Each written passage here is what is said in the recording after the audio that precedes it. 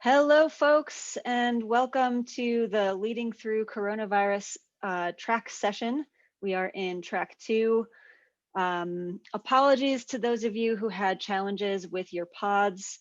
I swear we tested this up and down a million times. We had tons of Zoom meetings going, and for some reason it's just not working live. So our backup plan for pods is that we have created meetup rooms in the meetups and virtual meets section of the community board. So if you are on the homepage of Whova, you navigate to the community board here, you'll see all these topics in the forum, and you'll go ahead and click on meetups and virtual meets, and then find your pod name here. So that's where you'll go for pod discussions from now on, because we just weren't able to troubleshoot to figure out why the Zoom meetings were not all working. Some of them were working, so some of you probably had a great time getting to know each other, but as we said in the beginning, things can and do go wrong with virtual events and events in general. So we're rolling with the punches, and we really appreciate you bearing with us through this. So with that, I will go ahead and hand it over to Chris Stevenson. Thank you so much, Laura, and thank you to yourself and Garnet and all the hardworking people at the Climbing Wall Association in bringing such a great event together in such a short period of time in such a crazy world. I know that I appreciate it. Our fellow panelists appreciate it. I'm sure all the members really appreciate it as well. So thanks for all your hard work. We do the easy part. We just give some information. So you guys are all behind the scenes doing the hard stuff. So know that it's appreciated. So I'm going to go ahead and share my screen, and we'll go ahead and get started here. So we're going to start this off prior to the panel and talk about leadership, leading through the coronavirus. Obviously, it's a very challenging time. And I think one of the most challenging parts of it is it's something none of us have ever experienced. We've all had things that we've had adversity and conflict that we've had to deal with, but this is sort of an unknown territory for all of us. And we're sort of learning as we go. I personally have presented on leadership for many, many years, and literally all over the world in different industries. And I'm sure all of you have attended a lot of leadership presentations and gotten a lot of great information over the years. So just in this sort of short presentation before we get into the panel, which you guys are going to absolutely love, we've got some great panelists today. I thought through this, I thought, what are some of the most important leadership characteristics? Because there's so many characteristics for great leaders. Well, what are some that really apply right now, specific in the situation that we're in? And that's what I thought I would talk about. So just briefly, I am Chris Stevenson. I've been in health and fitness for about 25 years. I've been now working in the indoor climbing industry for 4 to 5 years.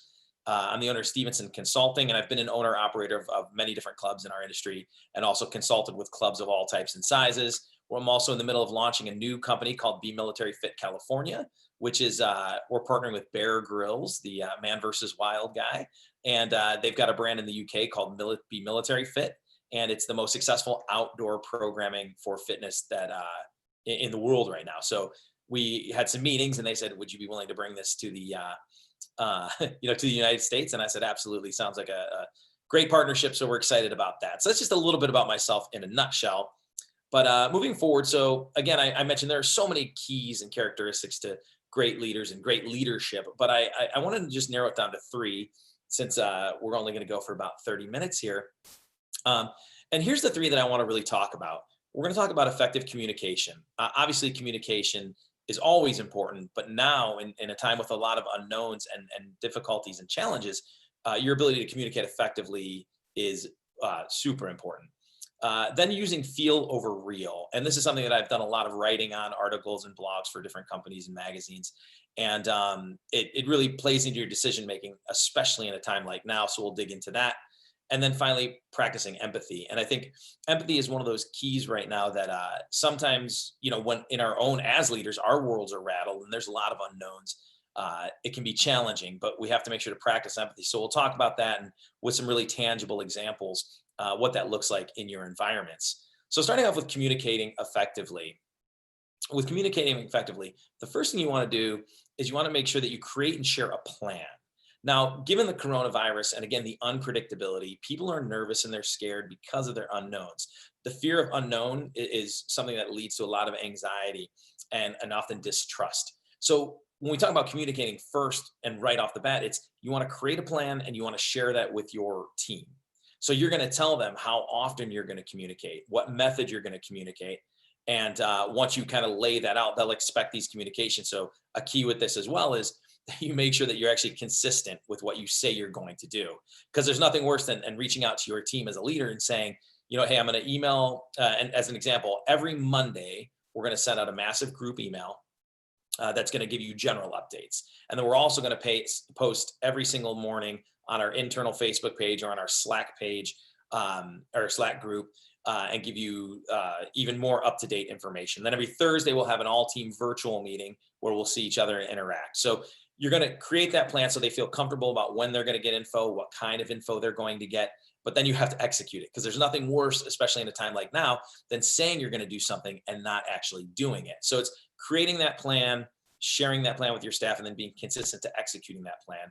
And one thing to remember is people take in information differently. So many of you have heard the term VARK, and that's visual, audio, or auditory, reading, writing, and kinesthetic. Now, obviously in a non-contact world, the kinesthetic part might be a little hard, although you can still do socially distant role playing and things like that and meetings. But you want to use those different mediums because people learn differently. So that's kind of the first step. And then they have clear-cut objectives. So every time you communicate, you want to make sure that you know exactly what you're going to communicate about. And that's really important because it's so easy, especially in a crazy unknown time or when emotions get involved in communication, to get off track and end up losing sight of what you were actually trying to communicate. We worked with a club that had they did a lot of surveying. This was in fitness. And one of their instructors, we started to get a lot of feedback on this particular instructor. And it was, love him, really cool person, but the classes are so repetitive that it's getting boring. So after we had enough data in that, and by the way, that plays into the real versus feel, which we'll talk about in a second, but we had to keep clear-cut objectives. So we had a great guy. We had this information that he's not necessarily doing a good job with the class structures itself. So keeping in mind, our pure goal was to get him to mix up his workouts. It wasn't to upset him. It wasn't to yell at him. It wasn't to make him feel bad. The outcome we were looking for was we need more variety in classes. So that's the way we approached it in our communication strategies when we met with him.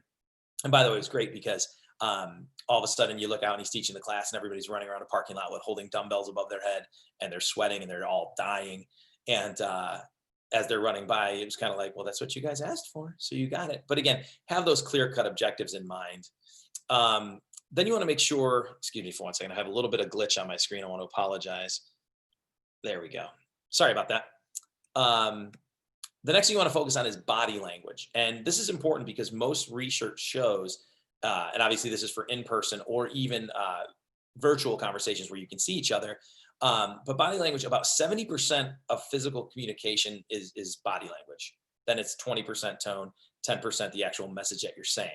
So people read body language. And the thing about it is a lot of body language is subconscious and it's physiologically driven. You're not even thinking to stand a certain way or move a certain way. So a lot of that body language is done subconsciously and perceived subconsciously and can really alter the way a conversation is perceived. So to that point, this is a fantastic book called What Everybody Is Saying. It was written by Joe Navarro, who is an FBI agent who spent his whole career learning to read body language and making assessments based on that. But as an example, if you're insecure in a situation, you tend to cover your midsection to protect yourself because these are all your vital spots. So even though you don't think I should cover this, right? You just do. And the person that you're communicating with sees that and thinks this person's insecure or worried or upset. So then they lose confidence in the situation because again, a lot of body language is physiological and it was designed in the fight or flight, a million years ago, and it's never really changed. So again, understanding the importance and the impact that body language has when you communicate is significantly important and something that you need to be aware of. And I do highly recommend this book. Then it's tone. So in addition to the way you hold yourself as you communicate, the way you say things is important. So as just a quick example, with this particular sentence, I didn't say I kicked my dog. So the letter I is in red. So if I emphasize that letter and I say, I didn't say I kicked my dog, that has a different message than I didn't say I kicked my dog versus I didn't say I kicked my dog. I didn't say I kicked my dog. I didn't say I kicked my dog. I didn't say I kicked my dog. I didn't say I kicked my dog. So that was the same sentence with 7 different meanings just because of the tone I choose to use. So again, it's important to utilize proper tone when you're speaking with people. And part of that is, again, the words that you put emphasis on, as well as matching people's tones as well. So if somebody comes in and they have a lower tone and lower demeanor, mirror that. Because if I'm a pretty upbeat guy in general, and if I've got somebody who's a little more reserved and I'm like, hey, listen, and my tone is over the top, they're going to feel super uncomfortable and not be necessarily receptive to that communication. And vice versa. If you're really sort of reserved and you're talking to somebody who's very over the top, again, that communication is not going to go well. So it's important to focus on tone as well. Transparency in communication is huge as well. And I think one thing in the COVID is when people have gaps in their knowledge, if you're not being transparent, and I've done a ton of consulting through this pandemic, and I've seen some clubs do it really well, and some clubs we had to fix a lot. Transparency means letting people know exactly what's going on. Because if you don't, people make up their own backstory, right? It's crazy. And generally that backstory is not positive, right? You don't think of, oh, the reason that they're here and they haven't really told us why is because really good stuff is happening. No, it's they're probably going out of business, or they're probably in really big financial trouble, or they're probably not doing a great job. So it's our brain will naturally, subconsciously try to complete stories when we don't have full information, but we tend to do it in a negative way. It's just how we're wired. So you want to be as transparent as possible. Now, that doesn't mean you have to have all the answers, but it just means you can say, you know what, we don't know right now, but we'll let you know as soon as we do. We're trying to find out the information as well. That's transparent, right? So again, it's not necessarily knowing everything, especially now. It's just, hey, we don't know. And we had a particular club that the general manager couldn't get answers from his owners for about 3 weeks. So he was going nuts trying to figure this this stuff out, right? Because he wasn't getting information. He's thinking, oh my God, it must be worse than we even think. So again, be as transparent as possible with communication now, but even in general. And we'll give some examples of that later. Clarity is really important as well. And what clarity really is when you're communicating to somebody, especially if it's expectations or things you need done or that sort of thing, you gotta be super clear. And to kind of give you an example of this, my son, he's 11 years old. If I say clean your room, he will walk into the room and walk out within 3 minutes. Now, you and I know that there's no way you have a clean room within 3 minutes, but I just said clean your room, and he did what cleaning meant to him. It meant a different thing to me. So he comes out and says, I did. I look in there, I'm like, that was terrible. Are you kidding me? We've lost trust because he believes he did what I told him to do, but we had 2 different expectations. So clarity is really important when you have expectations. So now when I talk to my son, I say, clean your room. What that means is I need you to make your bed so it looks nice, flat, no wrinkles. I need you to make sure all your clothes are either in a hamper if they're dirty or back on hangers in their closet, you know that. Make sure your desk is clean and ready for your online schooling tomorrow. So the more specific I am, the better result we're going to get. And then there's going to be trust because there's no gap in, well, I thought I did what you said. So clarity is really essential. And then paying attention and listening meaningfully. And with that, oftentimes we go into conversations, and I want you to think about this next time you have an interaction, sometimes with our mind already made up or already decided, and we're just kind of listening. So we end up either pacifying the person by going, yeah, great. Or we interrupt them and just go right to what we're thinking. But by paying attention and listening meaningfully, you're going to show people that you value their opinion, that they're important to you, and that you're truly engaged in what they're saying. And that's especially important right now where there's a lot of insecurity and unknowns and a lot of questions you're going to be getting. So you're making sure you're doing that. And then finally, asking clarifying questions. So that ties into that paying attention and listening meaningfully. With the clarifying questions, it's simply going, so it sounds like what you're saying is, and you repeat it to the person to make sure you show them that you listen and that you really understand what they're saying. Or let me ask you something. Is this exactly what you were saying? But those clarifying questions tie everything in. So those are some of the most important keys, especially now, but even always with communicating effectively. Now, to make it a little more tangible, back in 2018, this was a club at the time we owned and operated. And in Southern California, we were hit with a massive fire called the Woolsey fire, and it was disastrous. Homes were lost, some lives were lost. And it was nuts. And it was right in the backyard of our gym, flames coming right up to the club. So at that point in time, there was an mandated evacuation, as there should be, and we had to evacuate. So there's a lot of unknowns. So what I did was I took a lot of those principles of communication and put them into play to make sure that the staff understood what was going on, felt like they were in the loop. So the first thing I did was, as I said earlier, focused on the outcome. What do I want to accomplish with my communication? Well, I want the staff to feel confident, secure, and that they are in the loop at all times. Okay, so that was the goal. Then what we did was we created a plan, and we said, what we're going to do is we're going to send an all staff email every other day, updating you on what we're hearing, what's going on. We also then said we're going to post on our internal Facebook page every single morning. We said when we hear updates from the local authorities on when there's a possibility of moving back in and all the evacuation stuff, you will get a text in that regard. And then we followed through on all of that.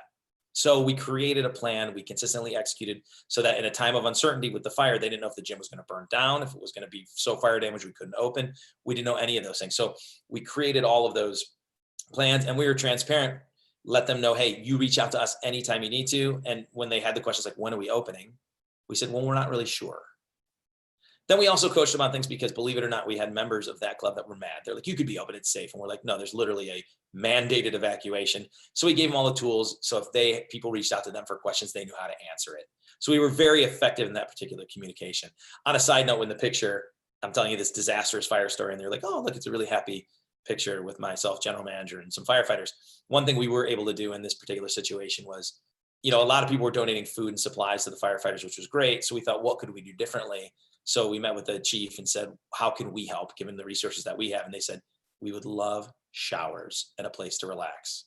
So it was really cool because we opened up our facility. They could come in, they could relax. Some of them had been in the field fighting for 3 days with no showers. So it was a nice way to give back. But that's a little bit of an effective communication. The second is feel over real. So with feel over real, it's interesting. Emotions can be very misleading. By the way, on the flip side, when I present on sales, we talk about getting the prospect emotional, because if they get emotional, they're more likely to buy. But you don't want to make decisions based on emotion, right? Really, you want to make emotions based on logic and data and information. So with emotions, excitement can lead to overestimating your chance of success.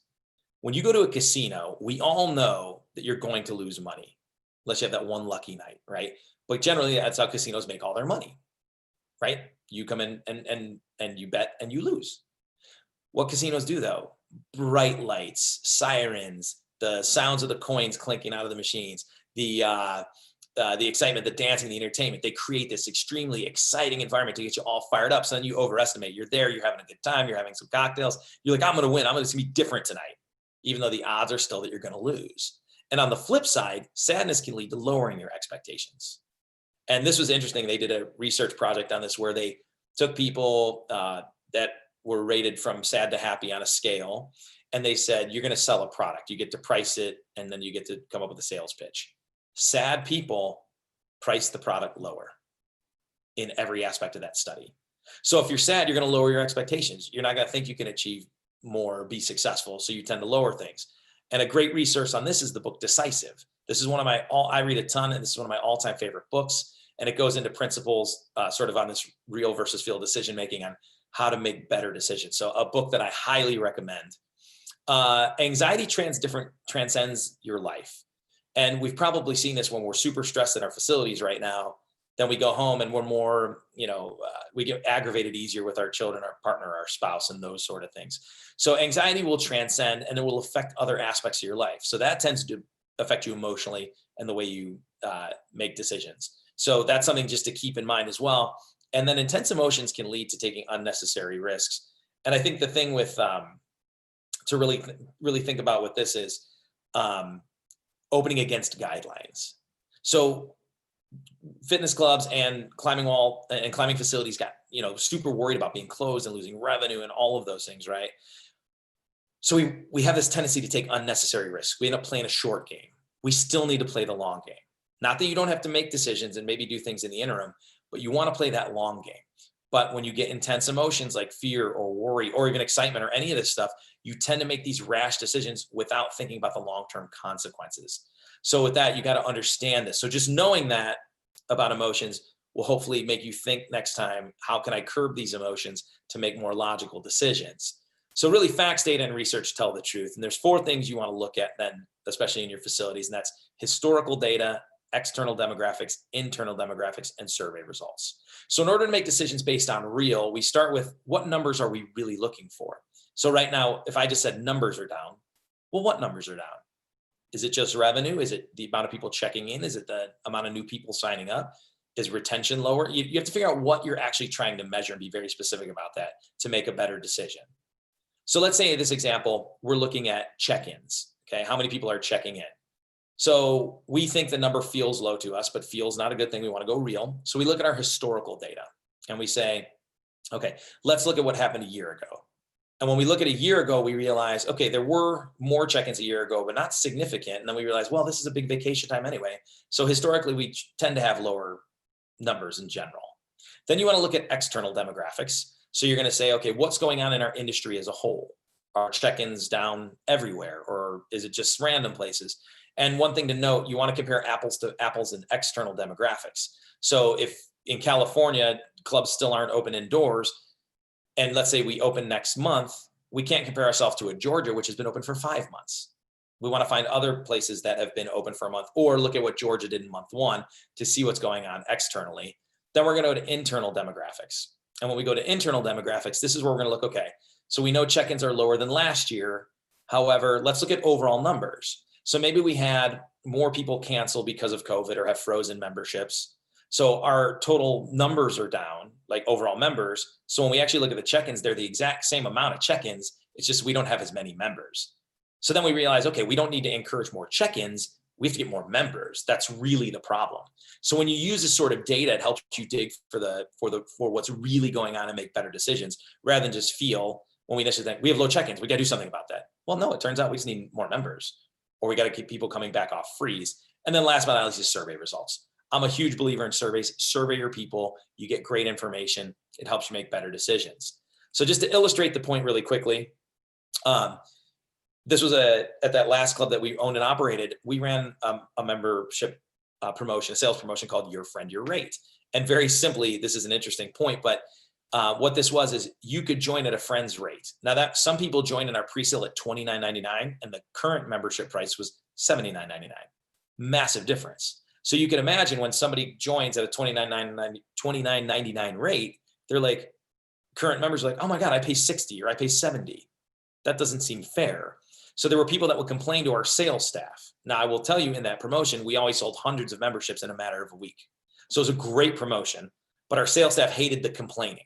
Now remember, complaining is negative. Negative emotions impact us more than positive emotions. And that's important to remember. I think they say you need 10 positives to offset 1 negative. So it's important to remember that. So we said, okay, we're going to run this again. And our sales team said, we can't do it. It's too much stress. It's too hard to deal with all the people that complain. I said, okay, here's our deal. Let's run it.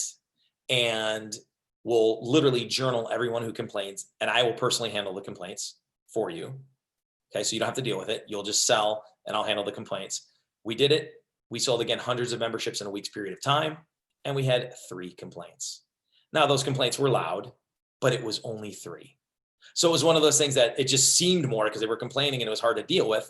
But really, when you looked at the real, it was much more important to do it the way we're doing it than if you just based it on feel. And then one more quick example, we had a childcare unit. And when we look at childcare, when we opened, we had night and day, and then we ended up just doing day. We had 2 attendants. We went to 1 because the attendance was diminishing a little bit. But you know, you feel like childcare is a good thing and the parents really appreciate it. And the children are, you know, this was a Halloween thing, obviously, and they had such a great time. So feel like we got to keep it. But when we did all our research, we did the historical data, how it was just slowly coming down. We did external demographics in our particular neighborhood this club was located in, super high income. So young families with young kids couldn't move in. They actually we looked at the school systems. They had to bus children in to keep the schools filled. So externally, it didn't make sense. So we kind of look through all of those different aspects, and then we surveyed our members. And one of the biggest things our members were requesting in our surveys were we want more space for functional training. So we put all that data together, and now we can make a decision that we do need to close it, even though it does hurt because the children have a great time and they have fun and it's super awesome, and the parents do appreciate it. But after all the research, it was such a small percentage of regular users, a very small percentage of one-off users who used it here and there. Everybody wanted that space for for functional training. So we were able to send out, we called people that used, and we had face-to-face meetings with them. And then we emailed our entire membership base and just said, listen, based on the data, we laid it out transparently and said, here's why, here's what the trends say, here's our internal, external trends. Most requests are for more space. So we need to make a decision that benefits the most amount of members, and here's what we're going to do. So that was a very good feel versus real decision. So even the members that were upset that did use it, they couldn't ask why, because we told them and we gave them evidence and they understood. They could still be upset, but they couldn't ask why. So that's a great example of feel versus real. And then finally, and I know I'm moving quick because I want to get onto this panel because you're going to have so many questions and it's going to be so valuable. But the last piece really quickly is practice empathy.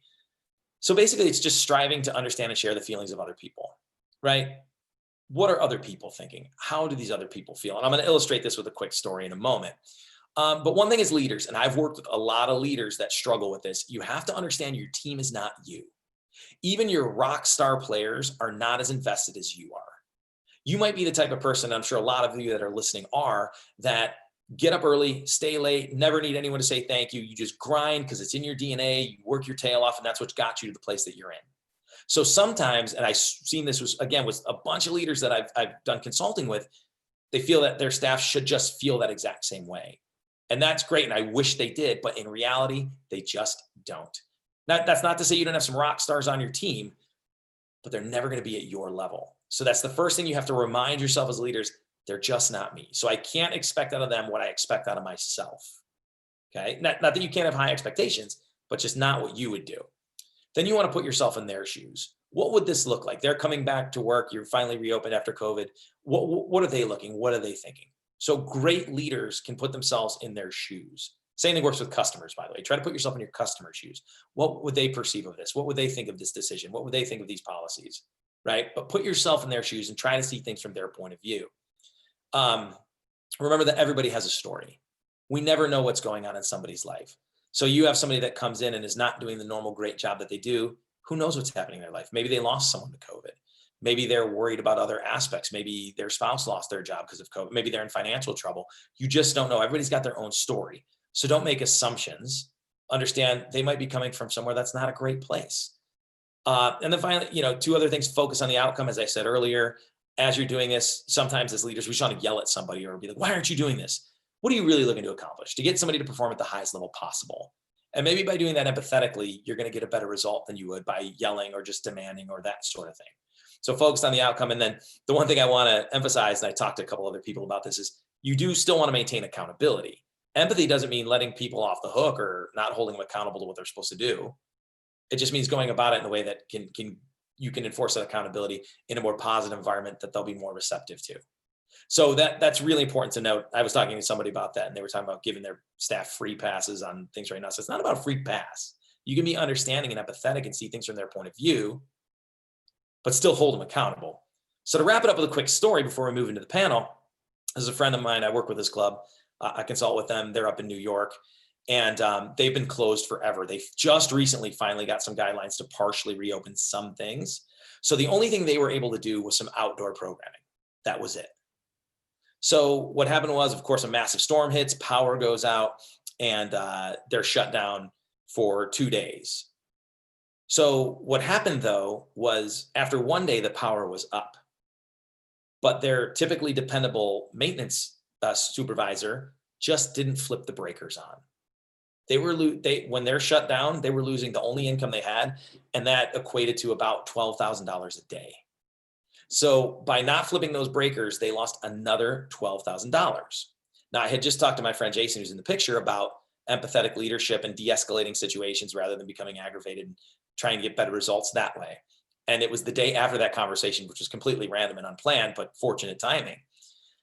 So he said, when he called the maintenance guy in for the meeting, and obviously the maintenance guy knew the mistake that he had made and knew what it had cost the company. So it was already on the defensive, was already upset. He brings him in.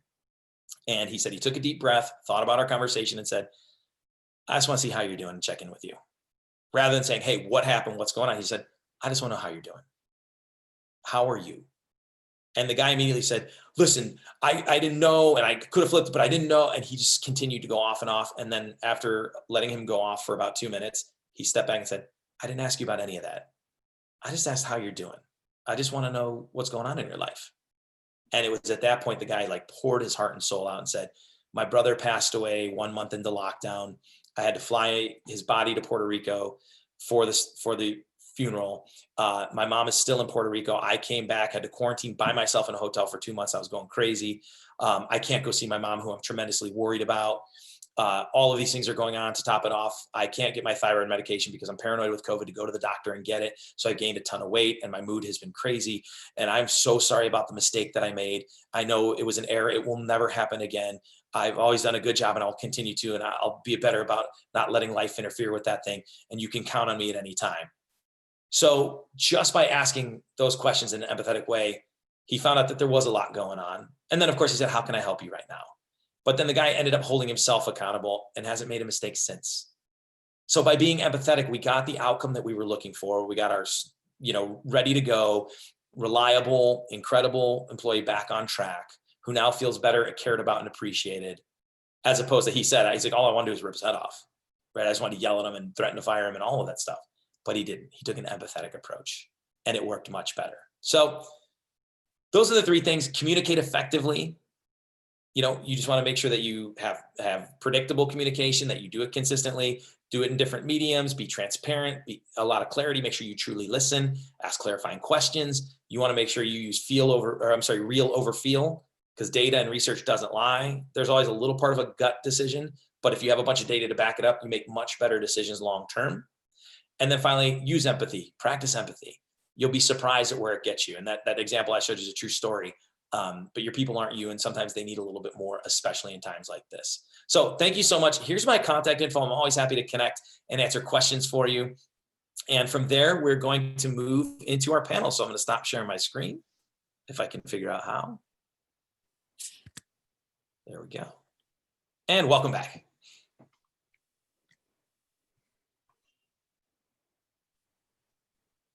All right, so we're going to move then directly into our panel discussion. And I've got some questions here on my notes that I want to make sure I pull up. And again, please, this is about you, the listener. We've got great operators online. We've got incredible HR representative. We've got an attorney. No, I'm just kidding. An incredible attorney as well. So we've kind of got the best of every single world. We got the practical stuff, then we've got the legal stuff and the HR stuff. So you've got an incredible team here who are ready to give you great information and answer your questions. So we'll kick it off with the first question is, with ongoing uncertainty and possible waves of closures, and there's a good chance, like I said, there's still facilities that aren't open. There could be a second wave coming up. What criteria can I use to decide what staffing policies are best for the company? So what are options, and how do they affect it? The layoffs, furloughs, reducing hours, demoting people. And then are there any considerations that go into the timing of doing these sort of things? So we'll open up to the panel and whoever wants to go first. Sure, Chris. Well, I'll go ahead and just take a lead and kind of set the table from a legal perspective, and then Hillary and Aaron and Brian can talk more about how to use those tools. And so, like Chris said, I am the attorney, unfortunately. But when we talk about reducing staff, reducing hours, reducing salary, you have a couple different options. It's going to depend whether you're dealing with exempt employees that are salaried and you're not paying overtime. Hopefully, you've classified them properly. And it's going to depend if they're salaried and exempt or if they're hourly. If you're hourly folks, you're going to have a lot of flexibility in terms of adjusting pay, adjusting hours as necessary. And then if that doesn't get you to where you need to be with your budgetary goals, you can then look at layoffs, furloughs, and outright terminations, depending on how you want to phrase it. Generally speaking, we're talking about a layoff. It's because of a lack of work. A furlough is very similar. In certain instances, it's considered the same. It's really just a matter of nomenclature. But we're talking about letting go of employees, often with the intent of bringing them back. You don't have to express that intent at the outset. You don't have to let them know. You don't have to guarantee by this date in September you'll be back. But layoffs and furloughs typically help better convey your message. Going back to Chris's point about transparency and communicating with your employees, it can give them a little comfort knowing that the goal is to bring them back. It can also give them greater unemployment benefits as opposed to an outright termination based on performance, say a theft or absences, whatever it may be. So you've got a couple different tools depending on how you want to use them, but you can first look at how can you accomplish your goal by budget cuts in terms of salary or hours. Hourly employees, you have a lot of flexibility. With your exempt salaried employees, it's a little stricter, so you want to be careful with that. If that doesn't work, you can look at layoffs and furloughs. And the final note I'll say before turning it over to the rest of the panel is when you're making those selections, try to do it on objective criteria, legitimate criteria, so it doesn't look like or cannot later be accused of being discriminatory. So if you have a workforce that's half men, half women, and all of the women get laid off, that's going to be perceived as, and more than likely, a discriminatory move. So make sure that when you're vetting which employees to let go or part ways with, you're doing it on a basis that's defensible. You have legitimate reasons for it, hopefully objective criteria if necessary, but you've given more thought to it, so someone can't later say, well, wait a minute, how come I was let go but not this person over here? I think there's something concerning. Maybe it's discrimination, maybe it's retaliation. So again, that goes back to your point, Chris, about transparency as well.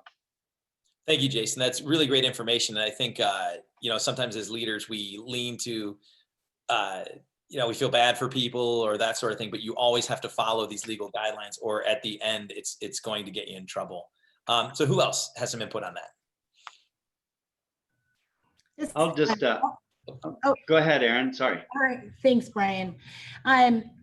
So yeah, everything that Jason just said, and I think from an HR perspective, human resources perspective, we have an opportunity to really take into account the considerations of both the employee and the employer needs when we're looking at how we're going to handle layoffs and terminations and reduced hours and things of those nature. So I definitely want to make sure that we clearly define selection criteria for when we're making those decisions, but also, take a look from a human aspect about what are the needs of your people, what are the needs of your tribe, and how can you leverage those needs to the best needs of the company as well. If it's not a total shutdown, you might have some opportunity to take care of your people while you go through that process. So I would say just really try to keep that in mind as well.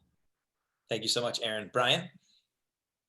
Yeah, I was just going to say that we, of course, got shut down like just about everybody else, but we were fortunate enough that we didn't really have to let anybody go. We did lose a few people, but we didn't really actively lay anybody off or anything. We're in a situation where we were about ready to open up a second facility. So we had some cash in the bank because we knew that we needed some cash in the bank to fund this second operation. We also had work for them to do. So we kept everybody employed that wanted to work. We found things for them to do. We put all of our retail online and created an online store. And a lot of our members supported us by buying climbing gear and branded products. We did kind of like a membership sale of, hey, buy an annual now, use it. You can either use it now or use it later. And, we had a lot of people support us through that.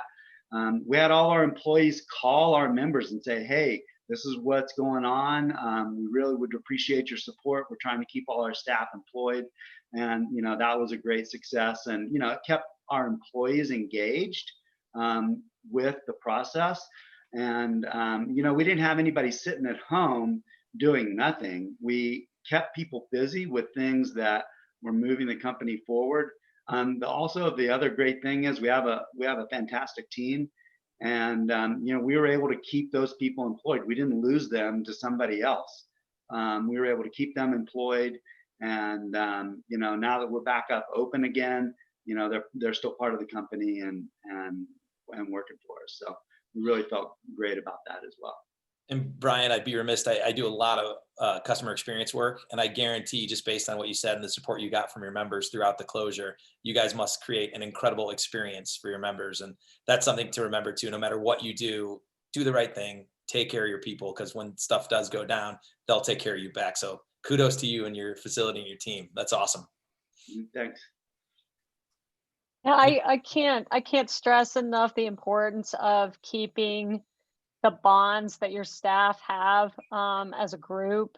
And that was something that we really made an effort to do during closures, that we had happy hours on Zoom. And that wasn't necessarily like, oh, we're paying you to do a happy hour, but they wanted to do these happy hours on Zoom, and we brought in, our members of our community and just kept that vibe going. I mean, it started to kind of dwindle off right before we opened, but keeping the team together and feeling like they're relevant is just so important. The other thing that we also did is that, we had to ask employees to pivot and to be willing to do things that weren't necessarily in their job description.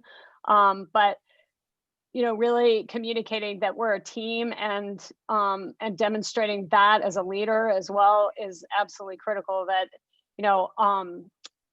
us as owners are no longer taking a salary, and so I think that sends a really important message to our employees that it's not like we're taking a big fat check and we're laying them off. So we're in this together. That's fantastic information, Hillary. Any last thoughts that came up before we move on to the next question?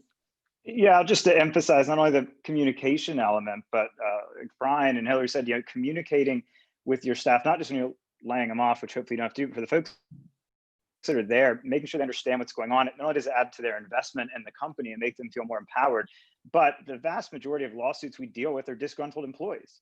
It's somebody who got fired or let go, and I'm sure Aaron's seen a whole slew of these, and somebody's not happy. And what they do is they then find a plaintiff's attorney, because maybe a bus drives by or they see a bench, they're everywhere these days, and they can go in and they can say, look, this happened, and maybe you did fire them for good reasons, but then they start talking to the attorney. Well, tell me about how you got paid, and tell me about if you have any other benefits. And so they can find other issues that you may not have even realized. So, so often it's those disgruntled employees, and you can't always prevent it, but to the extent you can, when you have those disgruntled employees, that's what leads them to look at filing lawsuits, look at talking to attorneys. It makes settling so much tougher.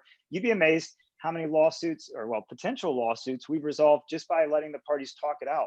We've had lawsuits that we've prevented by getting an apology, by signing a letter of recommendation. I mean, so not everything has to go nuclear, but when it does, it's often fueled by great resentment towards the company and somebody's belief they were treated unfairly, that the owners or the managers weren't looking out for them. So not only do the steps that Brian and Hillary talked about add a lot of value, but they, in a way, they actually insulate you from some of those risks down the road and hopefully avoid those problems even coming up.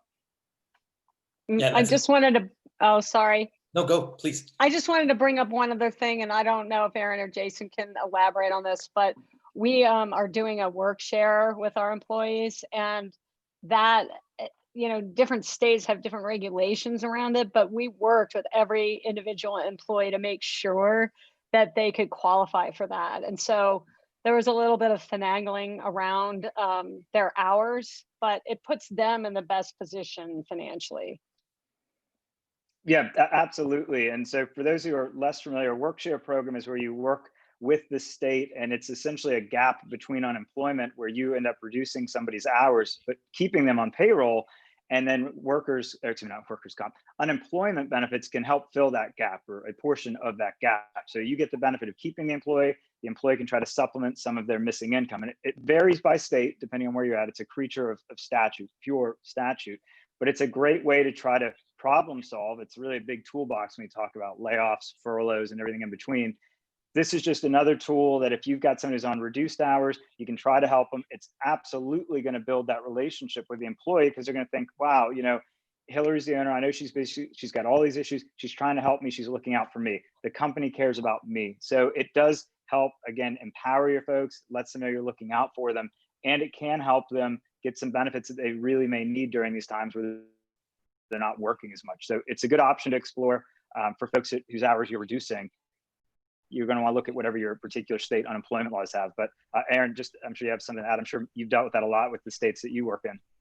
Absolutely. Yeah. And the thing one of the greatest benefits, I think, obviously financially, there's a great benefit both for the employee and the employer there, but in, really reinforcing and honoring the trust and the relationship and the community, that just goes miles and miles and miles with employees. And to Jason's point, kind of ward off that disgruntled employee perspective. If your people really know in their core that you care about them honestly and truly, their commitment back to you is going to come back tenfold. So any opportunity that you have to engage in a work share program or something like that that keeps your employees engaged, even when they are dealing with reduced hours or layoffs or furloughs, going to be greatly to your benefit as an employer. Excellent. Great input from everybody. Much appreciated. So the next question, and we had discussed this prior, might go really, really quickly. And that was, what are the do's and don'ts with furloughed employees? Can we contact them? Can we ask them to do anything? Can we train them? And Jason had a really succinct, awesome answer to that. And it was, it's no. If you're furloughing an employee, they're not doing work for you. If you are having an employee do any work for you, even if it's just giving you updates on what's going on, not just in their life, you can ask them how they're doing as a person. But hey, you know, where did you leave that report? Did you ever finish it? What's going on with the holds? Did you? You're engaging them to do something for your benefit, which means you're asking them to work. So if you furlough employees, you do not want to be communicating with them other than some alert about we're looking to reopen at this point. Are you still available? Like a basic question like that's fine, but you should not be engaging them to do any type of work. It's going to create a lot of problems because if you're not paying them, now they're working off the clock. If they're a salaried employee and they do just a couple minutes of work for you in a week, it triggers their whole week of salary because they're guaranteed that salary for the week, no matter how much they work. So if it's a furloughed employee, leave them be. It's okay to ask them basic logistical questions. When do you know, are you going to be available if we reopen on this date? If we need you at this time, does that work? Those are fine, but don't ask them to engage in any work or get them involved in that. It's going to open you up to a lot of wage compliance issues that you don't want. Yeah, 100% agree with that. When you were speaking earlier, Chris, my mind went to this question a little bit with regard to communication, and you used some of the words that I use all day, every day. You know, trust, communication, transparency, openness, relationship, all of those things. And it's really important to keep in mind, whether it's during a layoff or a furlough or a termination, whatever the case might be, that these are folks for whom their livelihood is at stake. And we need to be really, really mindful of that when we communicate with them. And communication should be transparent and as soon as possible, I think, with regard to terminations and furloughs and layoffs. But so definitely do communicate, do it transparently, but do it from a person to person aspect, not work related.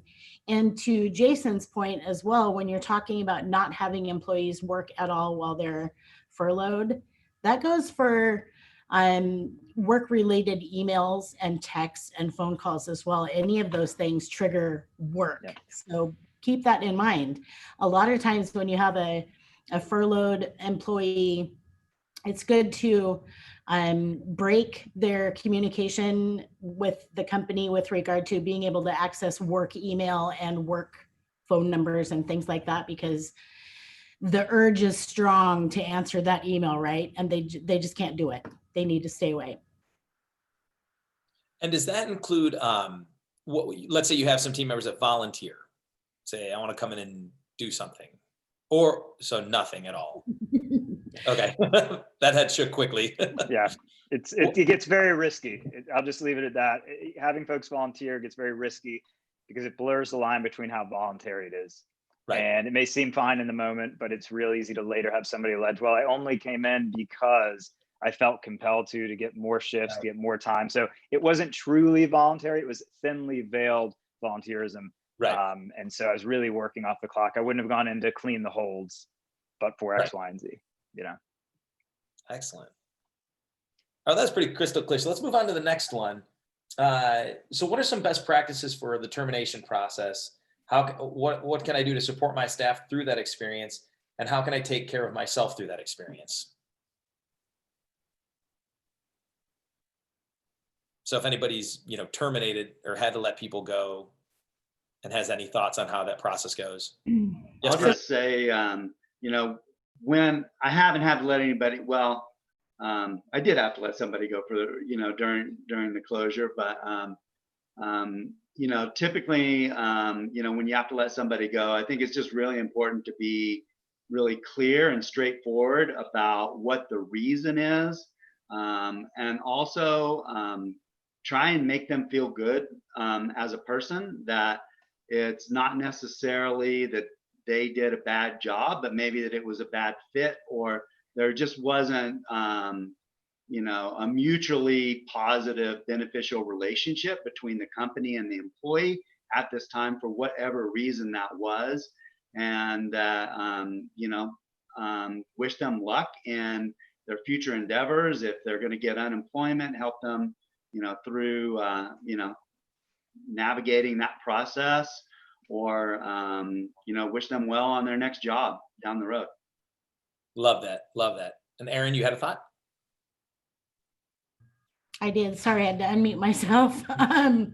So yeah, I think definitely compassion, dignity, respect, those are all things that we all deserve all the time. And we want to make sure that we share that sentiment and that response when we're having to do a termination, but make sure always that you're very clearly defining the reasons for termination, especially if you have to do multiple terminations or reductions in force. Have very clearly defined criteria for why you're doing that.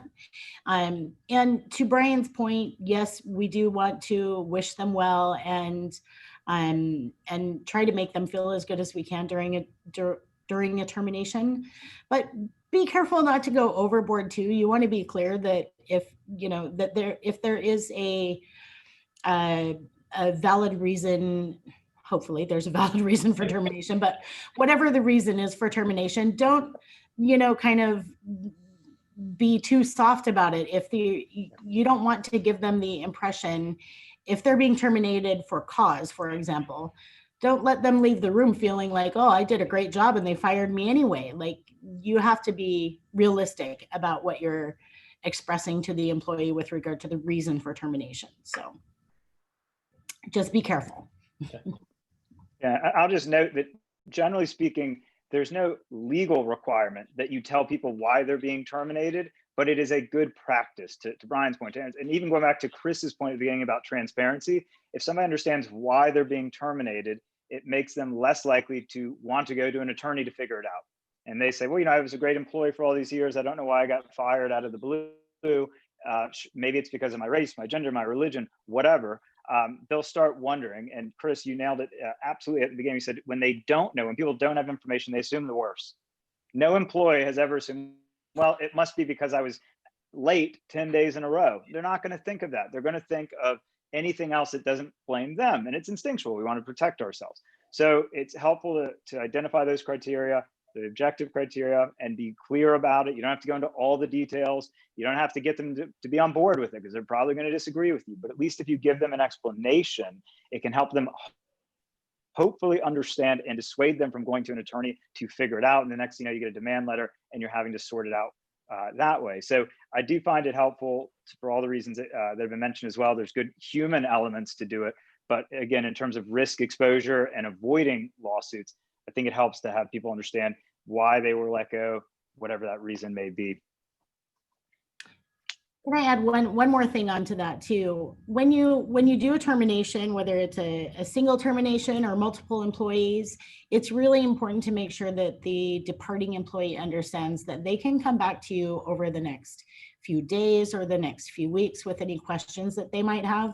A lot of times, if it's an unexpected end of their employment, they're not in the right frame of mind to be able to ask important questions that they have until 2 or 3 days later. Sometimes for some people, it might take a couple of weeks before they're ready to ask those questions. So make sure they understand that they can come back to you with questions that they have and what the avenue for making that contact is.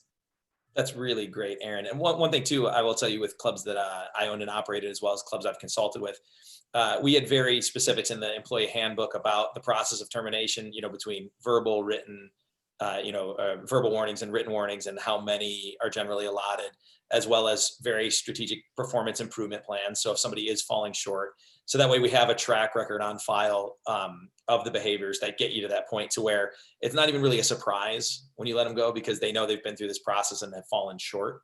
I love the thought about people being confused at that moment and letting them know, hey, you can come back later if questions pop up. And then I think one thing to note too is make sure you also know your state laws. We were dealing with something in Massachusetts, and I think most state laws, and Jason, you would know more on this, but you have to provide all due pay and the check. And I think Massachusetts, we found out, has a penalty that if you don't, you pay 3 times that amount. So make sure you know what those laws are, so that all of a sudden you don't have that check ready to go on the last day when you get rid of somebody, and now you owe them 3 times that amount. Yeah, because some states, like California, which has some of the most pro-employee laws in the country, are very aggressive on that. Some states, you just wait to the next pay period. So if they get fired at the beginning of the pay period, you can wait 2 weeks, whatever it is. Other states, it's 3-5 days. So you do need to make sure you're aware of that in advance. And then the other element I just want to point out, because what's unique to this industry is when you fire those employees, it's very likely you're going to see them back at the gym because they're probably climbers. Okay, I represent a manufacturing company. They make all types of, literally, they make widgets. Their employees aren't coming back to hang out at the factory. But this, like we've talked about, this is a tribe. Your workers are almost all climbers. The owners of the gym are climbers. Hillary, you didn't stumble into a climbing gym just because it looked cool. It's because you've been climbing. It's a passion. So it's the same thing for your staff. So you have to think about that too. And I will say there have been instances where I've consulted with climbing gyms where we've had to fire someone and then ban them from the gym because of the conduct that led to the termination. Now, it's rarely that severe, but if there is offending conduct that can be problematic, you have to think about that too. But just be mindful when you're letting go of these folks, you're probably going to see them again. They're going to want to come into your gym and they're going to keep climbing. So just an additional wrinkle that we have to think about in this industry that doesn't always manifest itself elsewhere. Yeah. I just want to throw a question out ahead, really Julie. quick about the difference between terminating and laying folks off, and how that affects their ability to get unemployment. I don't think that I should be speaking to that, but maybe Aaron or Jason could speak to that. I'll let Jason answer the bulk of the question, but realistically, for most of us, a termination and a layoff are essentially the same thing. But in many states and many jurisdictions, a layoff becomes a termination after a certain number of days anyway. So if you have, in Oregon, for example, if you have someone who's laid off for more than 35 days, it's considered a termination at that point. But a layoff from an unemployment perspective or unemployment eligibility perspective, laid off employees most likely still would be eligible for unemployment in most cases, because their employment has essentially is not available to them. So they still would be eligible for unemployment, but the way that they apply or whether or not they have to apply for jobs while on unemployment would be impacted if it's a layoff versus a straight termination. Yeah, and I'll just add that most states, Florida is one of them, they look at whether the employee was let go or terminated, whatever word you want to use for that part, but whether it was for a cause or not for cause. So essentially, why was the employee let go? The employee caused their termination because they were late, they engaged in theft, safety issues, whatever. That employee is less likely to get unemployment because their actions result in the termination or the separation, to use the more generic term. And then alternatively, if the separation was caused by a lack of hours or you just had to reduce staff, something beyond the employee's control, that's more likely to get to unemployment benefits much more easily. And so a lot of states will look at whether it's for cause or not. And if it's for cause, less likely to get unemployment. If it's not for cause, something beyond the employee's control, much more likely to get unemployment. And then to Aaron's point, it can have impacts on their requirements to look for additional subsequent employment. And then just kind of tying into this all, we're talking more about the actual process of firing and people that get fired, but, firing people is not fun. Well, some people find it fun, but most people think, it's always that, why didn't I do this 6 months ago? So it does take a toll on owners and operators. Any kind of thoughts, maybe, from Brian, Hillary, anybody, but, you know, just the toll it takes on you in firing people and how you deal with that and move forward. And any thoughts on that? I'll just say that the times that I have had to fire people, yeah, it's been a really tough decision. You know, you always want to give that person a second chance, a third chance. But when it's come down to it, it has been kind of turning over a new page and a bit of a relief that, all right, we've made this decision now, so we need to just follow through with it. And, you know, things will be better.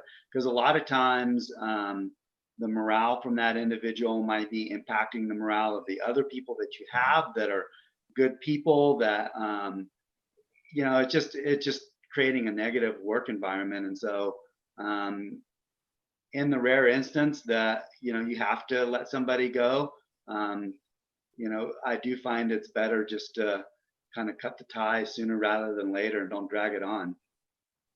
Yeah, I think Yeah, I would agree with that. And the other thing that I mention is that we try to make it an effort in cases of terminations that there is more than one person in the room. Yep. Just to protect, you know, the employee, to protect the person who is actually doing the terminating. It's good to have more than one person. Great. And I'll just add to that too. I know I'm a pretty positive, upbeat guy, and firing was never one of my strong suits as a leader. But I know the first thing you'll never say is, man, I wish I would have waited 3 more months to fire that person. You never say that. That Right. never happens. For me, what I, again, kind of with the performance improvement plans, knowing that I had given somebody, so, you know, give them, if they need more training, they need more training. That's fine. You know, if they're a good culture fit, right? Or they need the performance improvement plan, that's fine. But I always said being fired should never be a surprise, right? Because you've teed it up, you've talked about it. So when you actually get to that moment, and then I think just to reconcile your own feelings about it, if they're not doing well in your environment, if you keep them on, you're keeping them from some other environment that they could move into that they would excel in. So you're not doing them any favors by keeping them an extra 3 months. You're actually keeping them away from something that's better for them for 3 months. So just a thought.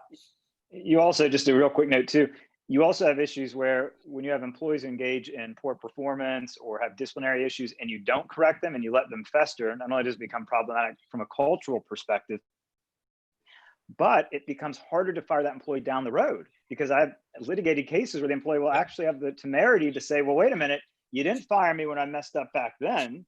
Why are you firing me now? This isn't nearly as bad. You know, that time I dropped somebody when I was belaying them. Here I just showed up late for 2 days. So, you know, you can get in this situation where you're measuring harms and it's not a good position to be in. So if you don't discipline employees, I know it's tough to say, but if you let it go on, it can become tougher down the road when everything finally just boils over and you say, I can't take it anymore. I'm finally cutting ties with this person. But if you didn't do it before, that can sometimes be problematic too. And unfortunately, I've seen that situation come up many times. Yeah, a really good point in the chat here from Jessica saying, you know, the concept of coaching someone out. And this may not apply when, you know, you have to fire people because of, or, you know, have layoffs because of the pandemic in a crisis situation, but, you know, in normal times or other circumstances, kind of coaching someone so that they realize that they aren't a good fit and that maybe they should be, you know, moving into another direction. Yep. Yeah, it's really Sometimes problems solve themselves. sometimes. And if you're in a position to be able to aid someone in perhaps being successful in a new opportunity, that's great.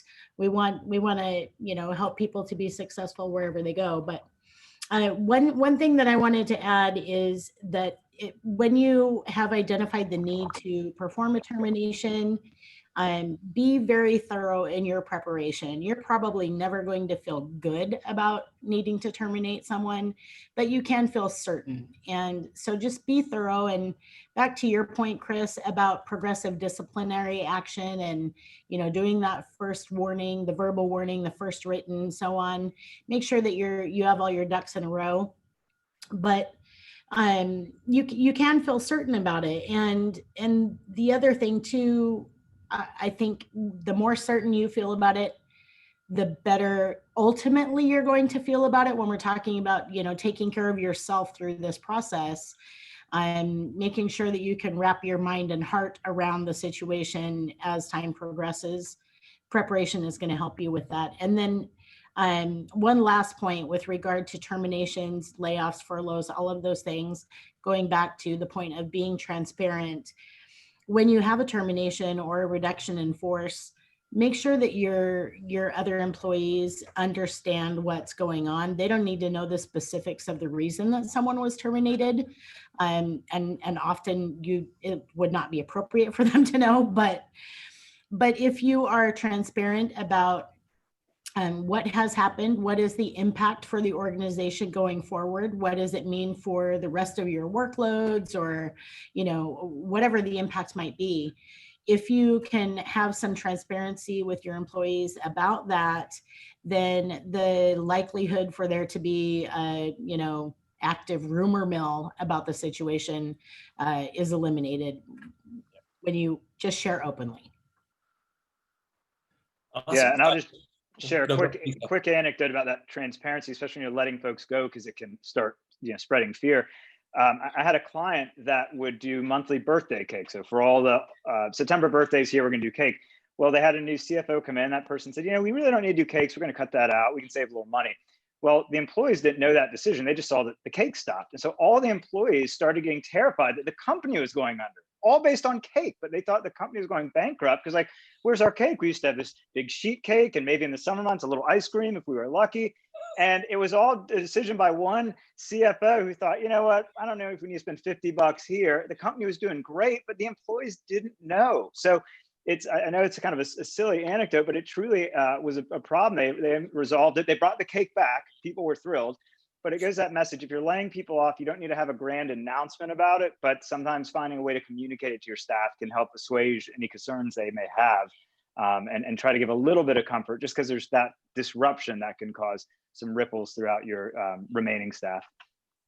Yeah, and another thing I wanted to point out is not always does this happen, but probably more often than not, it is okay for them to come back in the gym and be a climber. Yeah. And we definitely communicate that to our staff that, they're welcome to come back in. Please make them feel welcome. They're part of this climbing community. Great advice. Great advice. The next little bit is kind of twofold, but so going through this process when you have furloughs and people aren't in, how do you deal with people that you just don't want to bring back? I had heard somebody use the term cull the herd, right? Like, this is an opportunity where you had to furlough your staff, and there were probably people that you were thinking about terminating anyway. So there's that side of it, and are there issues with that? And then the flip side is, what about the people who don't want to come back? We've seen that a lot in fitness. I'm sure you see it a lot in climbing as well, where they're collecting their unemployment, they're super happy, and then is there a ramification for saying, I appreciate that you're wanting me to come back, but I'm still very concerned about COVID, so I don't think I should be able to. I don't think I should go back yet. So I guess it's twofold. One, what do you do with the people that this is a good time to just not bring them back, versus I got people that just won't come back? Yeah. So I think to address the first question about culling the herd, it is a great time. This is a great time to be able to do that. You want to be able to use the opportunity to strengthen your team and make it the best it's ever been.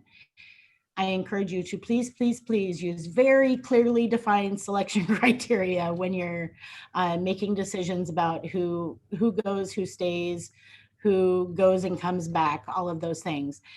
And then with regard to the employees that don't maybe want to come back, aren't willing, or for some reason are fearful to come back, really try to determine with that employee, what are their concerns? Why are they not wanting to come back?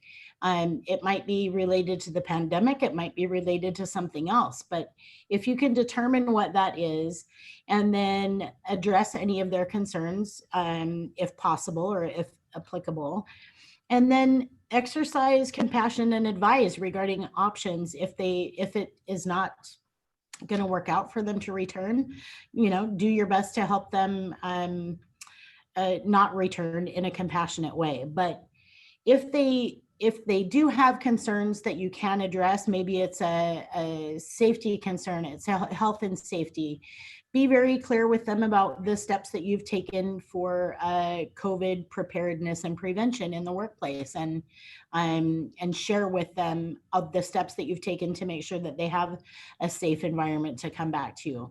If it's something related to the hours or the amount of work or availability of flexibility for childcare, all of those things, the only way you're going to know why they don't want to come back is to have an open and honest communication with them. Aaron, that's awesome. And just to add to that, I think, and I know a lot of the clubs I've worked with and facilities I've worked with, we're so member focused right now. Like we got to communicate what we're doing to our members. You got to, the empathy thing, you got to understand your staff may feel the same way and be like, well, what are you doing to protect us? Because your member comes and climbs for an hour or so. I'm here on an 8-hour shift. So I think that's a really good point that you brought up about, hey, here's like marketing to them. Here's all the safety precautions to protect you, our team member. That's really good stuff. Thank you.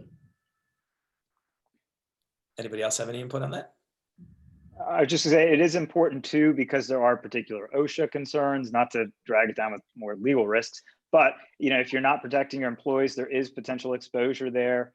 So you want to make sure you're taking proper steps. You want to document the steps you're taking, not just to help your employees feel comforted, but in case it's ever challenged, you can say, well, in this state, we instituted a mask policy and we wash the hard surfaces every day or twice a day, whatever your processes may be. You want to consider documenting them so you have a record of them.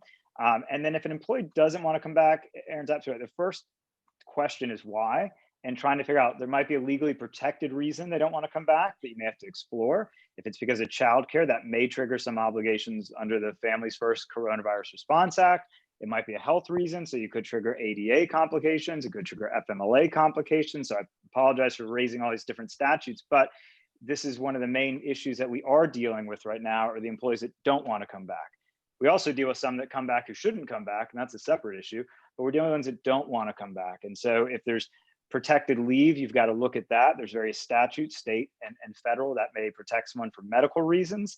Like I said, ADA, FMLA primarily. And then if it's a safety reason, it could actually be an OSHA concern. So you do want to make sure you look at that.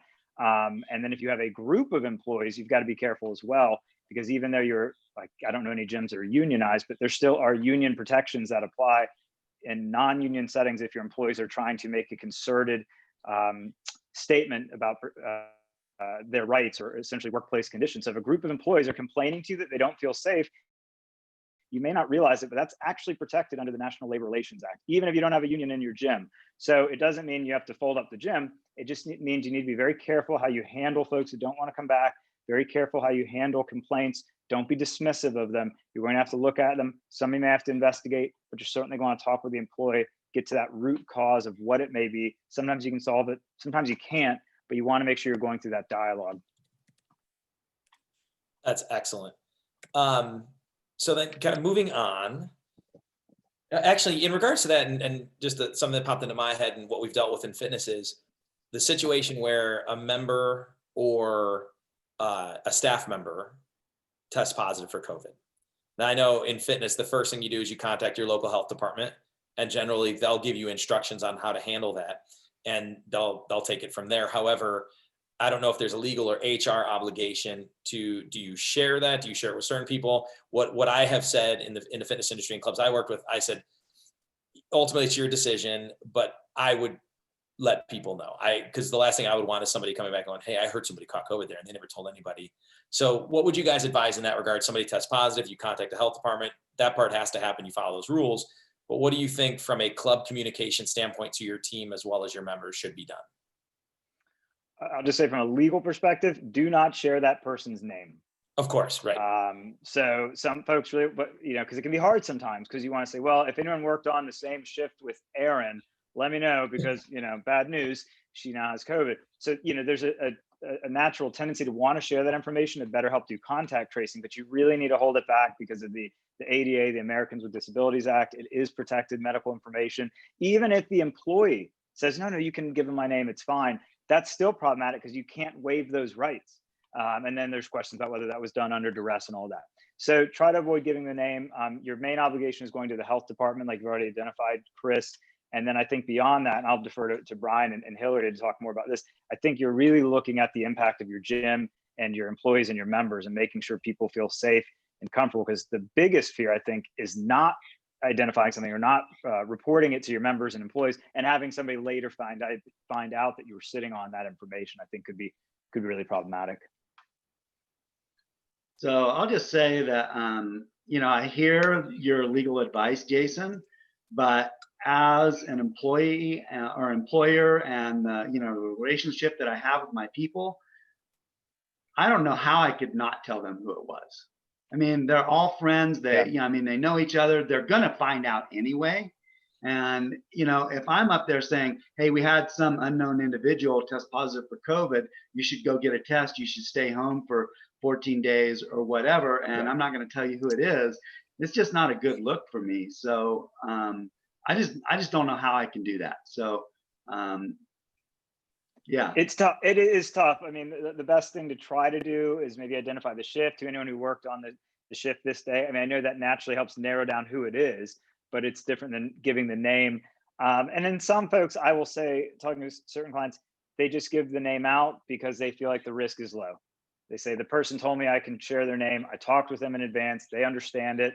Yes, I understand that there is a legal risk there, but it's a low risk. I mean, the damages associated with it are low. We're not talking about, some of the more severe stuff. So I think part of it is too just a matter of balancing what's going to work with your staff. And sometimes it might be, a smaller technical violation, but it's a low risk. And if you have a good relationship with your staff, it might be better to disclose the name.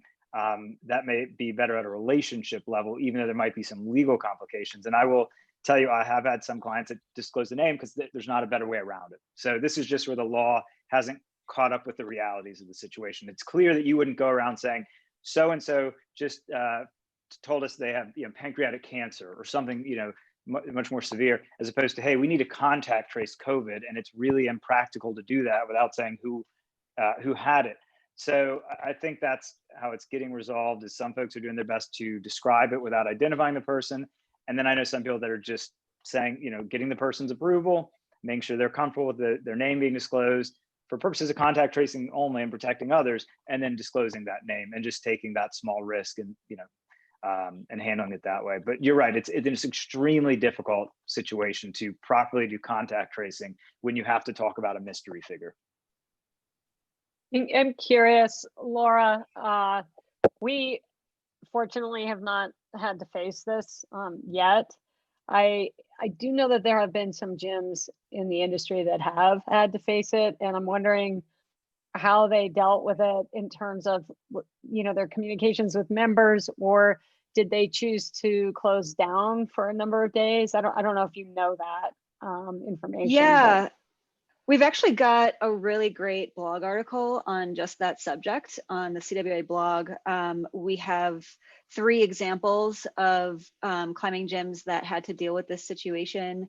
And so there's kind of examples of the communications that they sent out. One of them, Dino Climb in Florida, was super impressive with the specificity of the communication they put out. I saw it on Instagram and I was so impressed, like down to the minute they were able to tell their members, if you were here during these times, this is the crossover time. It was not a staff person, it was a member, but I think in all cases it was a member, not a staff person. But yeah, so it's on the CWA blog. I can drop a link to that in the chat or on the community board. Yeah, has anybody actually closed their gym for a number of days as a response? Yeah, a couple of them did, and I believe it was, when they found out, I think they closed their gym immediately. I think it depends on the situation. Like if you've found out that someone was sick, 10 days ago, and they visited your gym a while ago, doesn't really make a whole lot of sense to close down now, but depending on the timing of everything, it might make sense to close down for a day or 2. Yeah, just one thing to add on that too. You're absolutely right, Laura. The CDC guidelines about response to a notification of a positive case of COVID are really clear. It's about the only thing in this pandemic that is really clear. It's really straightforward, and they if you just go to the CDC website, and it tells you if it was in the last 7 days, this is what you need to do. If it was in the last 3 days, this is what you need to do. And in most cases, the most restrictive is like a 24-hour shutdown with full sanitization. But other than that, it's it's just really clear. So make sure you check out the CDC website for those specific instructions. Yeah, I would say also that your state probably has very specific requirements. I know New Mexico has very specific requirements on what kind of notification we have to have. And we have not had a case in our gym, luckily, but we did have a couple of cases on our construction project for the new gym that we were building. Construction workers seem to be more vulnerable than gym employees because they're getting it like crazy. And, I had people in the building. So, the first couple of times I dealt with this, it was very concerning, I guess, just because, you're thinking, oh my God, my people were in the same building with this person. And, what do I do? So of course I told them. And we probably went a little overboard the first time it happened. But then as I became a little bit more informed, really the state is not concerned at all unless you had close contact with that person for 15 to 20 minutes. So if you're just in the same building and you're just passing by, it didn't really seem to be a big deal. But if you were working directly with that person for a period of time, that's when they start to get more concerned about it. So. And I'll just note, Laura, one of the resources that I gave you and was uploaded for this presentation has kind of a Q&A about what happens if you have employees who test positive for COVID or around someone in the close contact like Brian described, and how you treat those, because it does vary based on the circumstances. So it kind of picks up some of the CDC guidance that Aaron mentioned, but that is one of the resources that we uploaded, kind of a Q&A that you can work through depending on what happens with your specific employee situations. Thanks, Jason. And for everybody listening, the handouts, if you scroll down, are going to be at the bottom of this session description.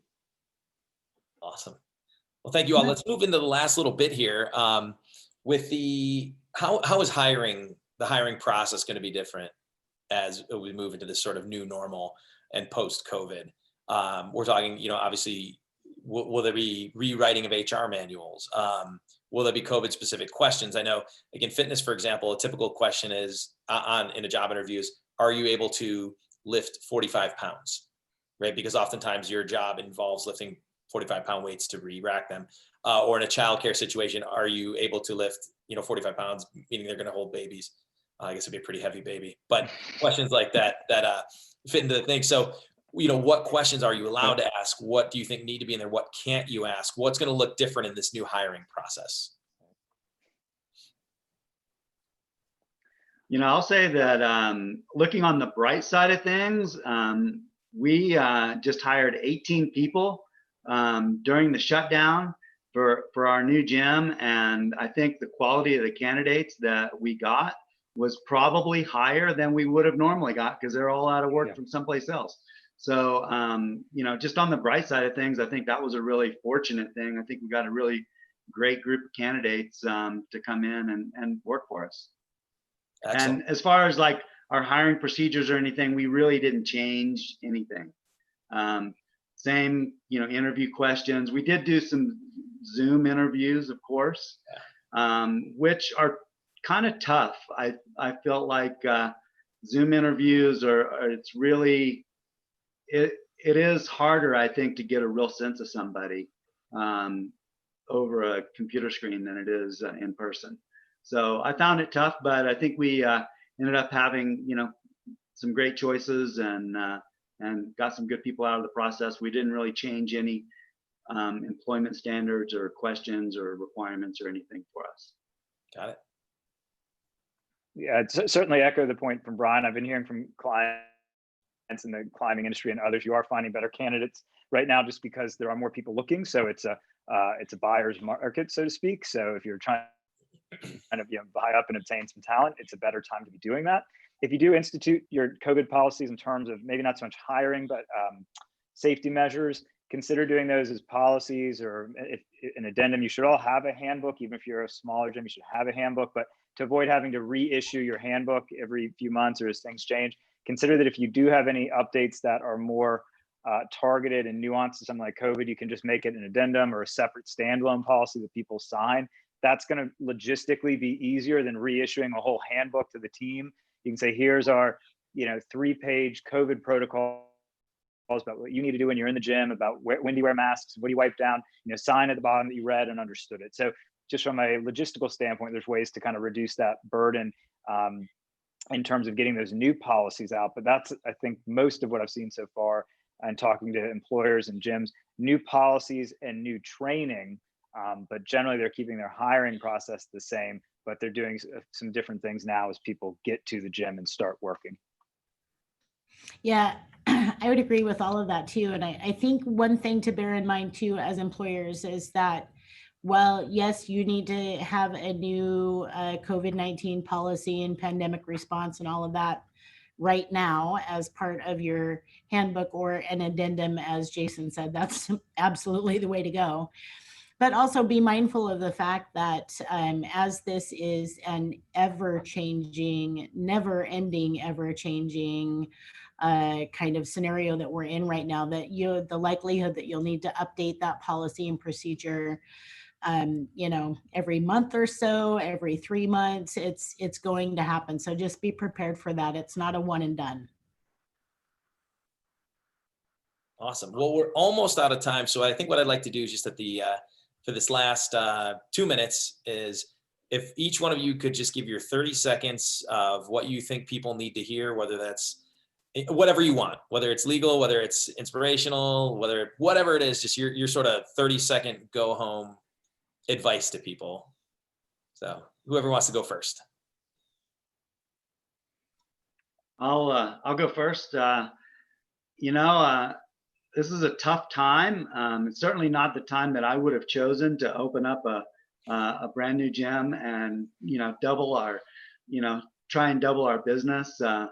But I will say that people are looking for things to do, and it's slow, but people are coming back into the gym. We've definitely seen a growth in numbers. Part of that is that we have a brand new facility, but people are going to our old gym too. So it's not just people coming into the new gym.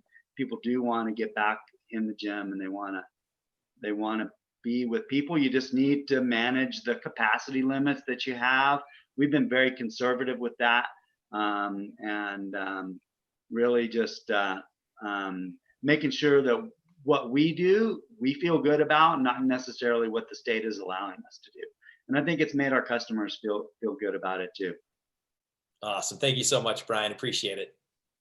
I like to exercise cautious optimism in this pandemic. I don't want to be a blind optimist. I don't think that's smart. And we really don't know what's going to happen, if there's going to be a second wave. But I think it's important to exude that sort of leadership. It's also really important to take care of yourself through this. And make sure that you take time out for yourself, that you eat well, you exercise, you meditate, whatever it is that makes you, feel centered and calm, because it's a difficult time. And, people are looking to all of you to lead through this difficult time. Thank you so much, Hillary.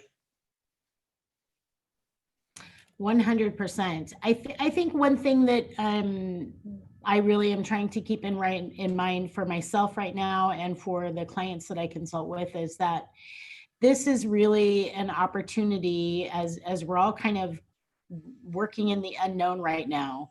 It's an opportunity for us to exercise compassion and demonstrate dignity and respect for everybody that we come into contact with.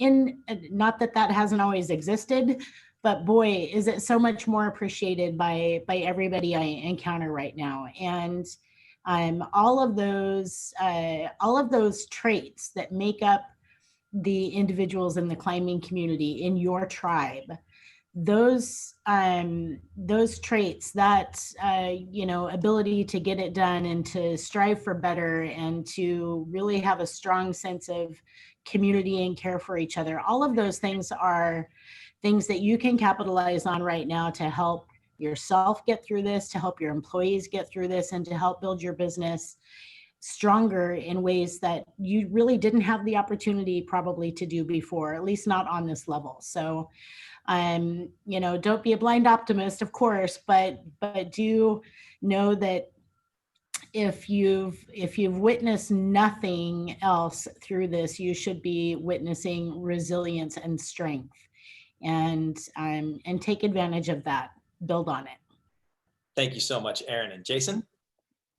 So what I would just say is, having the benefit of just working with so many different clients in different industries, from small local businesses to Fortune 100s, one thing I can say that's been constant during all of this is a sense of confusion and frustration.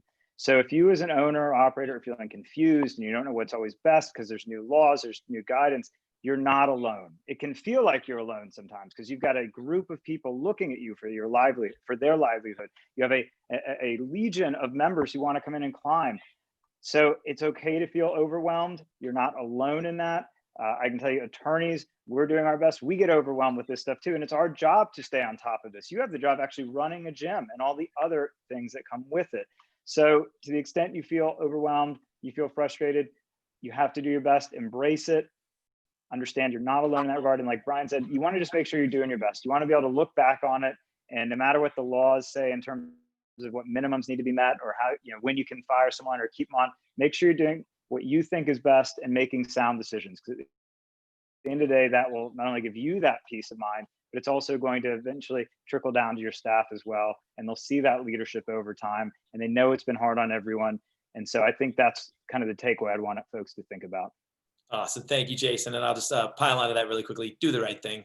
Do the right thing for your members. Do the right thing for your staff. Just make sure you do the right thing. And then finally, reach out for support. This is the one time where vicious competitors are sitting across the table from one another going, what are you doing? How can I do that? What are you doing? So it really has unified industries where normally you wouldn't talk to competitors. So if you need help, I mean, the CWA puts out such tremendous resources like Survive and Thrive from the blogs that Laura mentioned before. This is not a time to go about it yourself and try to figure things out. Call your competitors, call your colleagues, attend these webinars, read the blogs, and then, you have all of our contact info. Reach out if you have questions. The key to any tough situations is be willing to reach out for support. It's not a weakness, it shows strength. Absolutely. Thank you all so much for your words of wisdom and all of your knowledge and expertise on this panel discussion. It was fascinating and very interesting, and hopefully helpful for our audience. So I'm going to share my screen here, and the next step for everybody, we're going into a 30-minute break. So because of the snafus we hit earlier with the pod sessions, you are more than welcome to go into the community board. So that's in this left navigation here. Click on community and go to meetups and virtual meets, and find your pod in here, and you can have lunch with your pod. I mean, of course, if you need to take a break, we all have biological needs and such. Go ahead and do what you need to do. But if you have the time and you want to try to connect with your pod, if you weren't able to earlier, you're more than welcome to have lunch in your pod session within the Whova app. So hopefully get that all set up and going as we work through the technical difficulties here. So if you have any questions or run into any issues, feel free to reach out to us on the Ask the Organizers Anything chat. We're here responding to questions and concerns there. The next programmed thing after the break is going to be our pod problem solving sessions. So I'll just show real quick, you guys. you're going to be working together with your pod in a Miro board. So the link is going to be located right in your pod meetup right there. And you can go in there, play around, check it out. It's an interactive 30-minute session where you'll work through a problem-solving session, and then after that, we'll come back together as a track and discuss kind of how it went, and have each pod captain share a little bit about what their group discussed. So that's what's coming up now. Feel free to reach out if you have any questions or any trouble finding out where you're supposed to go. I know it's kind of a lot at this point with all this technology, but we're here to help. So thank you all so much again on the panel, and we'll catch you next time. Thanks. Thank you, guys. Thanks. Thank you. Thank you.